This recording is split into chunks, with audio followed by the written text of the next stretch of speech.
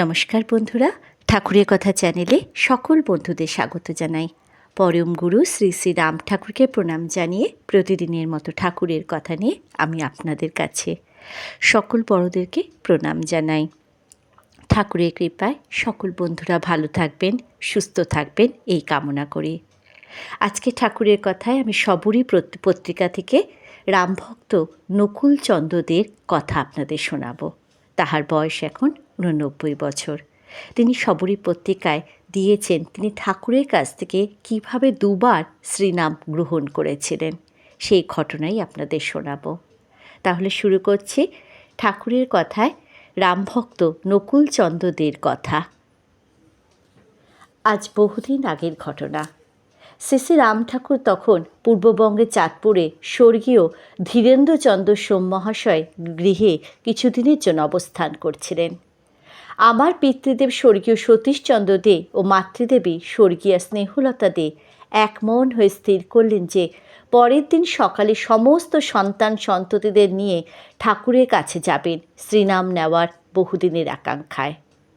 ভোর হইতে বাবা মায়ের সঙ্গে আমরা ভাই বোনেরা স্নিগ্ধ হয়ে হাজির হলাম স্বর্গীয় ধীরেনচন্দ্র সোম মহাশয়ের বাড়িতে। একটু একটু করে সারিবদ্ধ হয়ে আমরা এগিয়ে গেলাম ঠাকুর মহাশয়ের সন্নিকটে।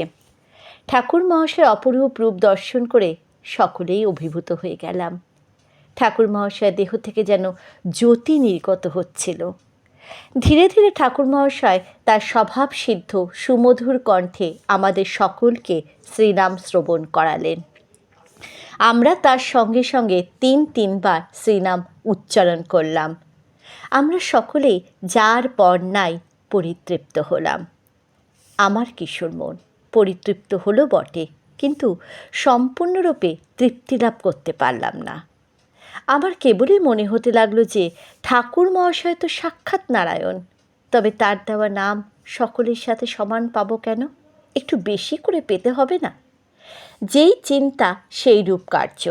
হঠাৎ আমি কার্যসিদ্ধি করার উদ্দেশ্যে অন্য একটি নামপ্রার্থী দলের সঙ্গে আবার গিয়ে ঠাকুর মহাশয়ের সম্মুখে হাজির হলাম।